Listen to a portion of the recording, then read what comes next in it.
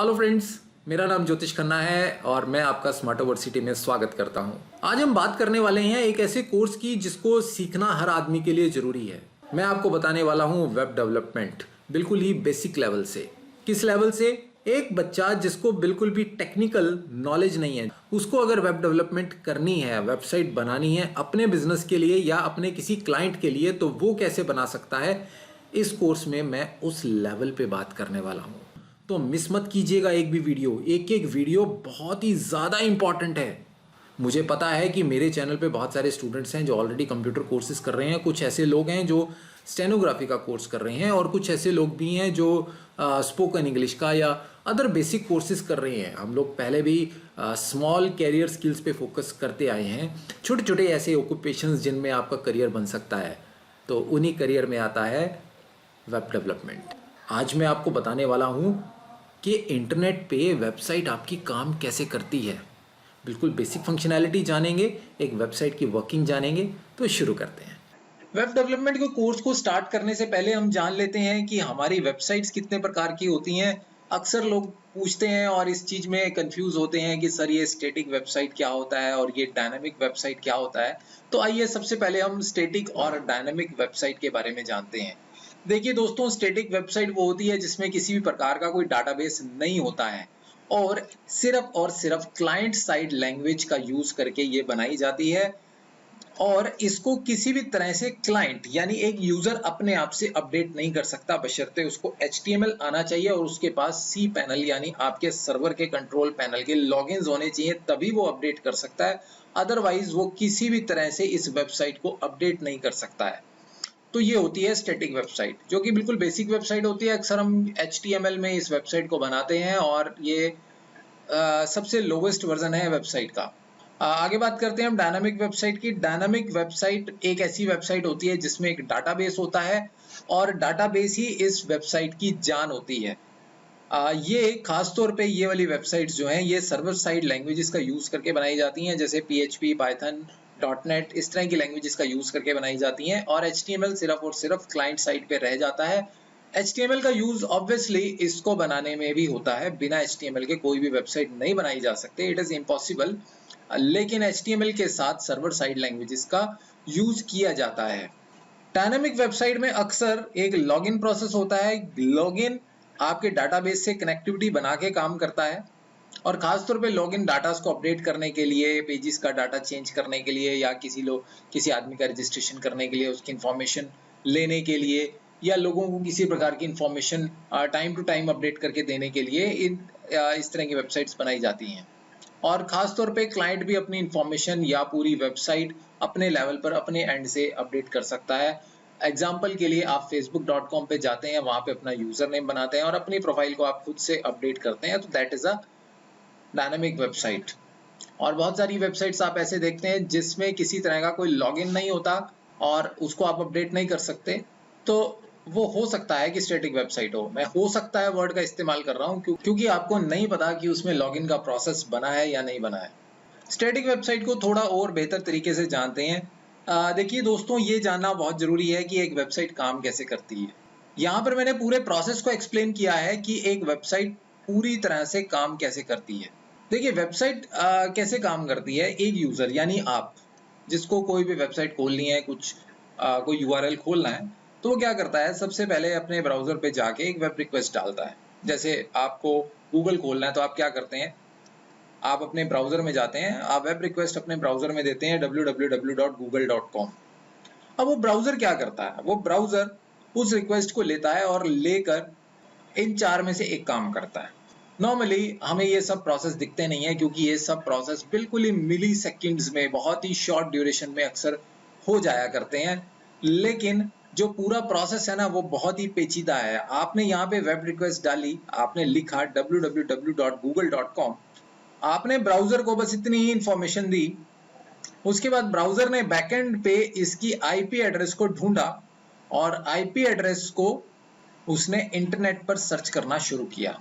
वो इंटरनेट पे IP address की लोकेशन को ट्रेस करते करते उस पर्टिकुलर वेब सर्वर तक पहुंचता है जहां पर वो वेबसाइट होस्ट हो रही है। वहां पर HTML, CSS और जावास्क्रिप्ट के रूप में उसकी फाइल्स अक्सर पड़ी होती हैं। वहां से वेब सर्वर से आपके पास डाटा इंटरनेट के माध्यम से होते हुए HTML और CSS के फॉर्म में वापस से आपके ब्राउजर में आता है और ब्राउजर उसको प्रोसेस करता है और आपको फाइनली एक वेबसाइट नजर आती है। उसके बाद अगर हम डायनेमिक वेबसाइट की बात करें तो डायनेमिक वेबसाइट में यहां तक का सब प्रोसेस बिल्कुल ही सेम है जैसा कि स्टैटिक वेबसाइट में है। हाँ, इससे इधर का प्रोसेस बहुत ज़्यादा डिफरेंस हो जाता है। यहाँ पर जो हमारा वेब सर्वर है उसमें HTML और CSS की फॉर्म में डाटा होने की बजाय वहाँ पर हमारी सर्वर साइड लैंग्वेज में डाटा सेव होता है। यानी हमारे सर्वर पे HTML और CSS की फाइल्स नहीं पड़ी होती हैं, वहाँ पर PHP, पाइथन, जावा, .NET या C++, C# इनमें जिस भी टेक्नोलॉजी में आपने वेबसाइट बनाई है उस पर्टिकुलर टेक्नोलॉजी की फाइल्स वहाँ पर होती हैं। और ये जो फाइल्स हैं ये कनेक्टेड होती हैं एक डाटाबेस सर्वर से। यानी जब आपके सर्वर पे, वेब सर्वर पे रिक्वेस्ट आती है तो क्या रिक्वेस्ट यूजर ने की, अगर यूजर लॉगिन करना चाह रहा है तो यहाँ से ये डाटाबेस से कनेक्शन एस्टेब्लिश किया जाएगा। यानी ये जो आपका वेब सर्वर है ये डाटाबेस से कनेक्शन को एस्टेब्लिश करेगा और वहाँ से यूजर नेम पासवर्ड को चेक करेगा कि क्या ये यूजर नेम पासवर्ड एग्जिस्ट करते हैं। अगर करते हैं तो सेशन डेवलप हो जाएगा और सेशन अगर बन जाएगा तो इस डाटाबेस सर्वर से आपको डाटा मिलना शुरू हो जाएगा। अगर क्लाइंट कुछ अपडेट करना चाह रहा है, उसने यहाँ से लेकर यहाँ तक रिक्वेस्ट अपडेट की भेजी है, तो जो भी अपडेट की रिक्वेस्ट आई है वो इस डाटाबेस सर्वर पे अपडेट हो जाती है। तो यानी जो डिफरेंस है, जो मेन डिफरेंस है वो ये है कि वेब सर्वर पे HTML और CSS होने की बजाय वहाँ पर इन सर्वर साइड लैंग्वेजेस की फाइल्स पड़ी हैं और उसके साथ कनेक्टेड है एक डाटाबेस, जिस डाटाबेस की मदद से हम लॉगिन के सेशंस बना रहे हैं और डाटाबेस को अपडेट कर रहे हैं, क्योंकि डायरेक्ट फाइल्स को अपडेट करना पॉसिबल नहीं है। उसके बाद एक चीज और अक्सर आप देखेंगे डायनामिक वेबसाइट्स में, अक्सर किसी ना किसी एप्लीकेशन सर्वर से भी कनेक्शन बनाए जाते हैं। एप्लीकेशन सर्वर क्या होते हैं? फॉर एग्जांपल आपकी एक वेबसाइट है जिसपे रेलवे टिकट की बुकिंग की जाती है, लेकिन आप रेलवे नहीं है, आप IRCTC नहीं है, लेकिन आपकी वेबसाइट पर रेलवे टिकट की बुकिंग की जाती है। वो कैसे की जाती है कि जो रेलवे का जो सर्वर है उसका कनेक्शन आपके सर्वर से एस्टेब्लिश्ड है। ये कनेक्शन हम कैसे बनाते हैं? ये APIs के थ्रू बनाते हैं, जिसको हम कहते हैं एप्लीकेशन प्रोग्रामिंग इंटरफेस। इन APIs के थ्रू ये कनेक्शन एस्टेब्लिश किए जाते हैं, जिसको हम 3 tier डेवलपमेंट भी बोलते हैं। तो ये भी सिर्फ और सिर्फ डायनामिक वेबसाइट में पॉसिबल है। HTML वेबसाइट में किसी भी तरह के API कॉल्स को हैंडल नहीं किया जा सकता है। अक्सर URLs के थ्रू रिक्वेस्ट भेजी जाती है, यानी URL में ही क्वेश्चन मार्क करके हम वैल्यूज को सप्लाई करते हैं इन पर्टिकुलर सर्वर्स तक और वहां से हम वैल्यूज को फेच करते हैं। तो ये सब एडिशनल फैसिलिटी हैं जो कि एक डायनामिक वेबसाइट में आपको मिलती हैं। तो यानी स्टैटिक वेबसाइट एक बहुत ही छोटा फॉर्म है जिसमें सिर्फ HTML, CSS एंड जावास्क्रिप्ट है, और डायनामिक वेबसाइट एक बहुत बड़ा फॉर्म हो जाता है जहां पर आपकी जो फंक्शनैलिटी है वो बहुत ज़्यादा बढ़ जाती है। जो बड़े पोर्टल्स हैं या कोई CMS है, कंटेंट मैनेजमेंट सिस्टम है, या डेली अपडेट होने वाली वेबसाइट्स हैं, न्यूज़ वेबसाइट है, ई-कॉमर्स है, आप मान के चलिए कि दुनिया की 80% से ज़्यादा वेबसाइट डायनामिक वेबसाइट ही हैं। शायद कुछ 10-15% ही वेबसाइट्स होंगी जो कि स्टैटिक वेबसाइट हैं। स्टैटिक वेबसाइट लोग क्यों बनवाते हैं? क्योंकि इसमें कॉस्ट बहुत कम आती है और सर्वर पे लोड ज़्यादा नहीं है, ज़्यादा स्पेस आपको नहीं चाहिए, बहुत कम रिसोर्सेज में काम हो जाता है। तो it is very much economic, लेकिन फीचर नहीं होते। सिर्फ इंफॉर्मेशन पर्पज से आप स्टैटिक वेबसाइट को यूज़ कर सकते हैं, लेकिन डायनामिक वेबसाइट यूज़ करने का मतलब ये है कि आप फुल फीचर रिच वेबसाइट का इस्तेमाल कर रहे हैं।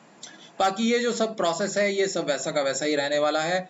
एक जो यूज़र है वो रिक्वेस्ट भेजता है और उसके बाद ब्राउज़र उसका IP एड्रेस को ट्रैक करता है, ट्रैक करके IP एड्रेस के थ्रू वो सर्वर तक पहुंचता है, और उसके बाद जो भी यूज़र ने रिक्वेस्ट की है, अगर वो सिंपल वेब पेज का होम पेज लेना चाहता है, रिट्रीव करना चाहता है, तो सिंपली यहाँ से उसने रिक्वेस्ट डाली www.smartosystems.in। अब इस वेब सर्वर पे स्मार्टो सिस्टम्स PHP की फॉर्म में पड़ी है, तो PHP की फॉर्म में पड़ी है, इसलिए उसका index.php जो पेज है, जो इंडेक्स पेज है, वो एग्जीक्यूट किया जाएगा। वो जैसे ही एग्जीक्यूट होगा तो उसकी HTML, CSS और जावास्क्रिप्ट जो है वो सिर्फ फ्रंट एंड वाला जो कोड है वो यहाँ से 01 की लैंग्वेज में फ्लोट करते हुए ब्राउजर तक पहुंचेगा। ब्राउजर उसको वापस से डिकोड करेगा, डिकोड करके आपको एक वेबसाइट के फॉर्मेट में उसको दिखा देगा। That's it. तो आपने देखा कि स्टैटिक और डायनामिक वेबसाइट में क्या डिफरेंस है। इसी तरह से अब हम नेक्स्ट वीडियो में बात करेंगे और ज़्यादा डिटेल में। हम बात करेंगे कि आपका ब्राउज़र आईपी एड्रेस को ढूंढ कर कैसे लाता है, आपके डीएनएस कैसे काम करते हैं, इन सब चीज़ों के बारे में हम नेक्स्ट वीडियो में बात करेंगे। उम्मीद करता हूँ आपको वीडियो बहुत पसंद आया होगा। अगर अच्छा लगा है तो हमारे चैनल को सब्सक्राइब कर दीजिए, वीडियो को लाइक ज़रूर कीजिए और अपने जो सजेशंस हैं, जो भी आपके कमेंट्स हैं, वो हमें नीचे कमेंट बॉक्स में ज़रूर डालिए। इसके अलावा अगर आपके कोई सवाल हैं, कुछ क्वेश्चंस हैं, कुछ आज के सेशन से रिलेटेड कुछ पूछना चाहते हैं तो कमेंट बॉक्स में डालिए आप, मैं आपको ज़रूर उनका आंसर करूँगा। तो बने रहिए हमारे साथ, मिलते हैं नेक्स्ट वीडियो में। Thank you.